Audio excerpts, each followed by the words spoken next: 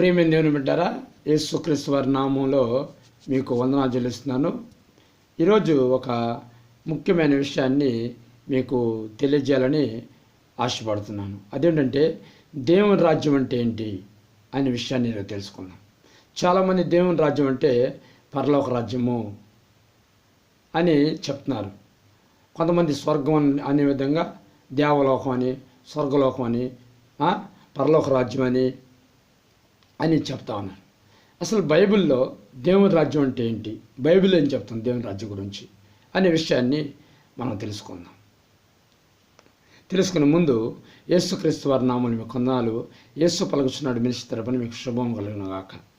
లోకాసు వార్త 17వ అధ్యాయంలో ఒక వచనం ఉంటుంది. ఆ వచనాన్ని మనం చదువుకుందాము. 20వ వచనం చదువుదాం. దేవుని రాజ్యం ఎప్పుడు వచ్చినని పరిసయ్యులు అడిగినప్పుడు ఆయన, దేవుని రాజ్యం ప్రత్యక్షంగా రాదు, ఎందుకనగా ఇదిగో దేవుని రాజ్యం మీ మధ్యన ఉన్నది గనుక ఇదిగో ఎక్కడున్నాడని, అదిగో అక్కడున్నదని, ఇదిగో ఇక్కడనని, అదిగో అక్కడనని చెప్ప వీలు పడదని వారికి ఉత్తరం ఇచ్చిన. ప్రభువా, ఈ వాక్యాన్ని దీవించి ఆశ్రయించిన బిడ్డలతో మాట్లాడమని యేసునామమున అడుగుతున్నాను తండ్రి, ఆమేన్.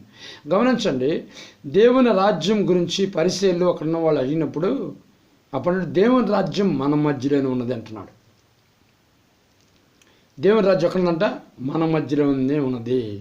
దీన్ని బట్టి చాలామంది బోధకులు ఏమైనా బోధిస్తున్నట్టే, దేవుని రాజ్యం వచ్చేసింది, ఇప్పుడు మనం పరలోక రాజ్యంలో ఉన్నాము, ఇప్పుడు ఏళ్ళ పరిపాలనలో ఉన్నాము, ఏళ్ళ పరిపాలన దేవుని రాజ్యము, యేసుక్రీస్తు రాజ్య పరిపాలన చేస్తున్నాం కనుక, ఈ ఏళ్ళ పరిపాలన యేసు ప్రభు వచ్చి పరిపాలన చేస్తున్నాం కనుక ఇదే దేవుని రాజ్యం, ఇప్పుడే యేసు ఆత్మరూపంలో పరిపాలన చేస్తున్నాడు, ఇదే దేవుని రాజ్యము ఇక్కడే ఉందన్నట్టు ఈ వాక్యాన్ని పట్టుకొని చాలామంది తప్పుడు బోధలు బోధిస్తున్నారు దేవుని సేవకులు. అయితే అసలు దేవుని రాజ్యం ఎక్కడ ఉండటం ఏంటి, మన మధ్యలో ఉండటం ఏంటి? చాలామంది దేవుని రాజ్యం పరలోక రాజ్యంగా చెప్తున్నారు. కొంతమంది దేవలోక రాజ్యంగా చెప్తున్నారు. కొంతమంది ఇంకా పరలోక రాజ్యం రాలేదు, పరలోక రాజ్యం మనం పోవాలని చెప్తున్నారు. అయితే ఇక్కడ దేవుని రాజ్యం ఇక్కడే ఉన్నది, మన మధ్యలో ఉందని ప్రభు చెప్తున్నారు. అంటే దీని అర్థం ఏంటి? నిజంగా దేవుని రాజ్యం ఇప్పుడు ఉందా? అసలు దేవుని రాజ్యం అంటే ఏంటి అనే విషయాన్ని మనం తెలుసుకుందాం. ప్రియమైన గమనించండి, ఇంకొక వచనాన్ని మనము చదువుకుందాం, బైబిల్లోంచి చదువుకుందాము.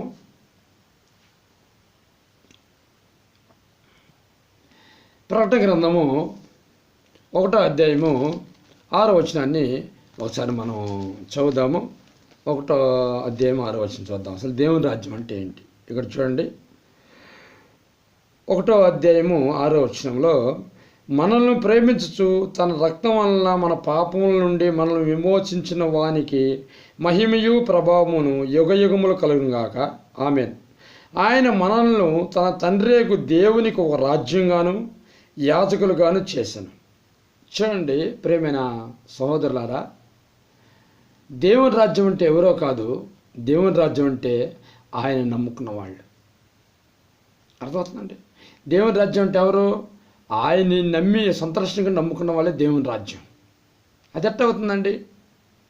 అక్కడ యేసుప్రభు మన మధ్యలో ఉందన్నాడు అంటే పరిసయ్యులు ప్రశ్నించినప్పుడు శిష్యులను చూపిస్తూ యేసుప్రభు వారు అంటున్నాడు, ఇదిగో మన మధ్యలో ఇక్కడే ఉన్నది అంటే శిష్యులను చూపిస్తున్నాడు.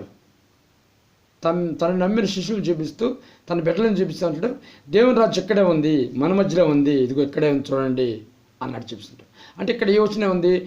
దేవునికి ఒక రాజ్యంగాను మనల్ని చేశాడంట. ఎవరైతే ప్రభువుని నమ్ముతారో వాళ్ళకి వాళ్ళే దేవుని రాజ్యం. ఈ విషయాన్ని పాత గ్రంథంలో ఎప్పుడో చెప్పాడు. మరి పాత గ్రంథంలోకి మనం వెళ్దామా? పాత గ్రంథంలో చూసినట్లయితే అక్కడ మనం చూసినట్లయితే చూడండి, నిర్గమాకాండము 19వ అధ్యాయము 6వ వచనం చదువుదాం. సమస్త భూమియు నాదే కదా, మీరు నాకు యాజక రూపమైన రాజ్యముగాను పరిశుద్ధమైన జనముగాను ఉందరని చెప్పుము. చూసారండి, మోషే అంటున్నాడు, వీళ్ళు నేను ఏర్పరచు చేసుకున్న బిడ్డలు నాకు ఒక రాజ్యము అంటున్నాడు. అప్పుడు దేవుని రాజ్యం అంటే ఇప్పుడు ఎవరు? మనమే. మనం దేవుని రాజ్యం ఏంటండి? అసలు మనమేంది? దేవుని రాజ్యం అంటే ఏంది? మనుషులు దేవుని రాజ్యమా? రోమపత్రిక 14వ వచనంలో ఒక మాట ఉంటుంది. ఒకసారి ఆ వచనాన్ని కూడా మనం చదువుదాము. దేవుని బిడ్డారా, 14వ అధ్యాయము 17వ వచనం ఒకసారి మనం చదువుదాము. చూడండి. దేవుని రాజ్యము భోజనమును పానమును కాదు కానీ నీతియు సమాధానమును పరిశుద్ధాత్మ అందలి ఆనందమై ఉన్నది. చూచారండి. ఇప్పుడు పరిశుద్ధాత్మ ఆనందం అంటే పరిశుద్ధాత్మ ఏడుందో మనకి ఆత్మలో ఉంది. అంటే పరిశుద్ధాత్మ ఏడుందో పరిశుద్ధాత్మ ఇచ్చే ఆనందమే దేవుని రాజ్యం అంటాడు. అంటే దేవుని నమ్ముకునే బిడ్డల్లో ఏముంది? పరిశుద్ధాత్మ ఆనందం ఉందన్నమాట. ఆ ఆనందమే దేవుని రాజ్యం. అంటే ఆ దేవుని రాజ్యం ఏడుంది మనకి? మనలో ఉంది. మనలో ఉంది కాబట్టి మనమే దేవునికి రాజ్యంగా మారేమన్నమాట. హల్లెలూయా. గమనిస్తున్నారా? మనమే దేవునికి రాజ్యమని ఎందుకు అంటున్నంటే పరిశుద్ధాత్మ మనలో ఉంది కాబట్టి పరిశుద్ధాత్మ ద్వారా వచ్చే ఆనందమే దేవుని రాజ్యము. ఆ దేవుని రాజ్యం మనలో ఉన్నది కాబట్టి ఆయన అన్నాడు, మనల్ని చూపిస్తూ దేవుని రాజ్యం మన మధ్యలో ఉంది, ఇక్కడే ఉంది, అక్కడని ఎక్కడని కాదు, మన మధ్యలోనే ఉన్నది, మన మధ్యలోనే ఉన్నది అంటున్నాడు. మన మధ్యలో అంటే ఆ మధ్యలో ఎవరున్నారు? శిష్యులను చూపిస్తూ మన మధ్యలో ఉన్నది. ఎక్కడైతే దేవుని బిడ్డలు ఉంటారో వాళ్ళలో దేవుని రాజ్యం ఉంది కాబట్టి, వాళ్ళలో దేవుని రాజ్యం ఉంది కాబట్టి వాళ్ళే దేవుని రాజ్యం. దేవుని రాజ్యం అంటే పరిశుద్ధాత్మ ద్వారా వచ్చే ఆనందం.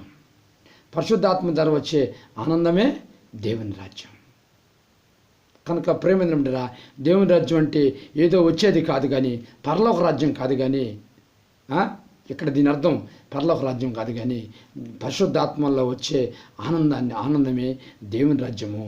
ఆ ఆనందం మనలో ఉంది కాబట్టి మనమే దేవునికి ఒక రాజ్యం అని చెప్పి యేసుప్రభువు వారు చెప్పారు, తండ్రి అయిన దేవుడు చెప్పారు. పరిశుద్ధాత్మ కూడా ఆనందం ద్వారా తెలియజేస్తూ ఉన్నాడు. కనుక దేవుని రాజ్యం అంటే ఎవరు? నువ్వు నేనే దేవుని రాజ్యం. మనలోనే ఉన్నది దేవుని రాజ్యం. ఓకేనా? ప్రభువా ఈ సత్యాన్ని తెలుసుకుని హృదయక్షేమని తెలిపినందుకు వందనాలు చెల్లిస్తూ యేసు నామమున అడుగుతున్నాను తండ్రి. ఆమేన్.